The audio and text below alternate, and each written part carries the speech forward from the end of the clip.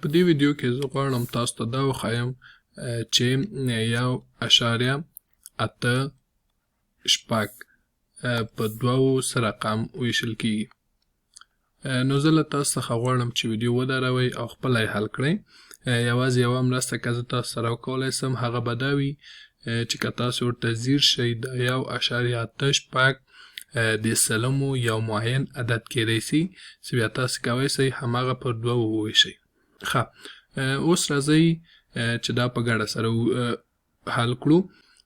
لکه څرنګه چې مخکې ما وویلې دا 1.86 کیدی شي د سلمو یو معین عدد سي ځکه دا شپږ دلته د سلمو په خانه کې دي او دا اته هم د لسمو، یعنې دا شپږ اتیا دانې سلمه او دا هر یو دانه یو د یو سلم معنا ورکوي.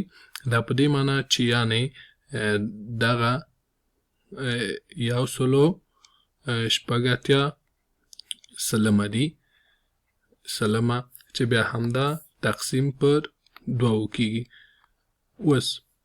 اوس فقط راځم دلته دا ځایونه لږ بدلومه.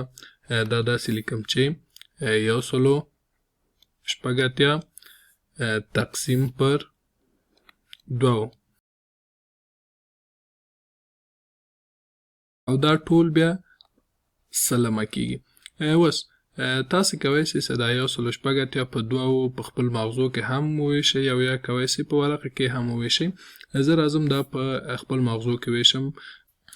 هغه داسې چې شپږ تقسیم د دوو کیږي 3 او 18 بیا تقسیم د دوو کیږي 9 یعنې 1.86 که تقسیم د دوو سي دا کیږي 93.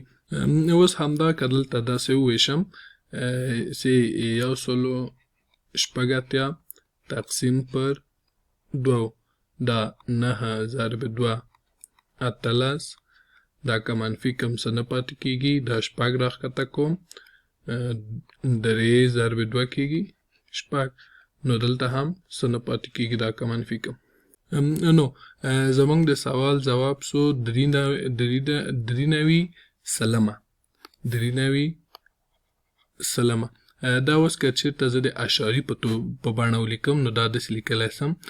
دا د ده لپاره چې دا سلمه دي نو دا کیږي 0.93 نو دا مساوي سو له 0.93 سره.